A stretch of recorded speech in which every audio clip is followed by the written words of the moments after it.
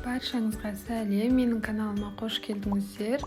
Бүгін сіздермен осындай капустадан жасалатын фарш қосып жасайтын голубцидың рецептісімен бөліскім келіп отыр.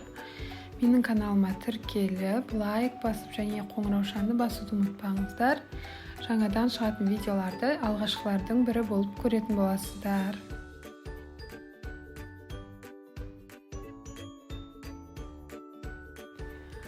Ең алдымен орташа көлемдегі капустаны алып, ортасын осылай кесіп, суымызға саламыз. Қайнаған соң кішкене қайнатып, кері бетіне аударамыз.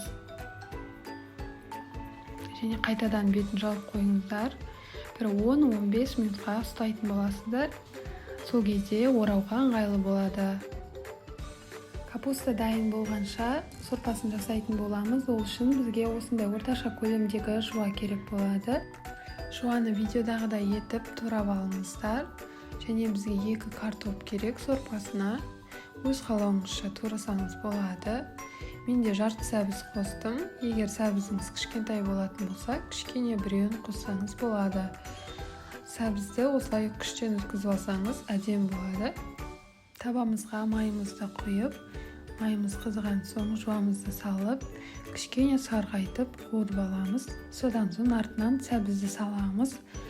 Сәбізімізді кішкене қуырғаннан кейін 2 қасық томат салып, кішкене қуырып алып, артынан картошкамызды саламыз.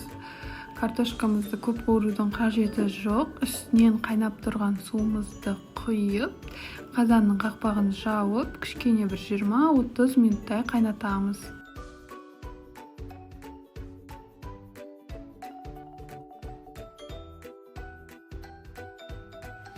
Қазанымыз қайнай берсін. Біз ол уақытта капустаның арасына салатын начинкамызды дайындайтын боламыз. Ол үшін бізге осындай орташа көлемдегі шуа керек. Видеодағыдай етіп, төрт-бұрыштетіп, ұсақ етіп турап алыңыздар.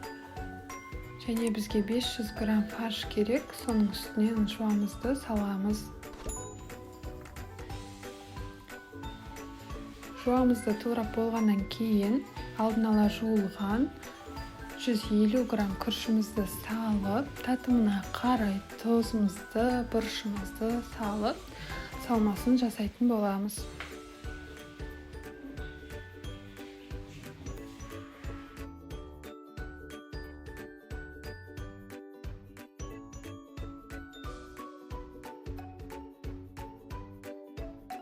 Содан соң 100 мг суды құйып, тағы да бір араластырып алыңыздар.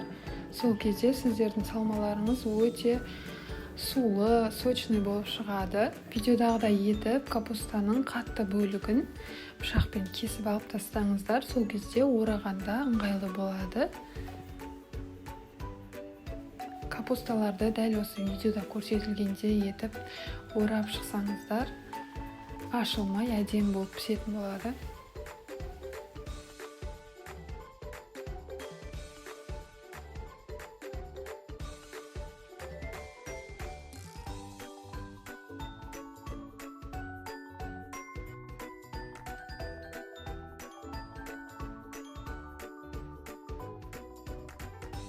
Мінекей барлығын орап болдық. Енді жаңағы сорпамыздың үстіне біртіндеп теріп қойып шығатын боламыз.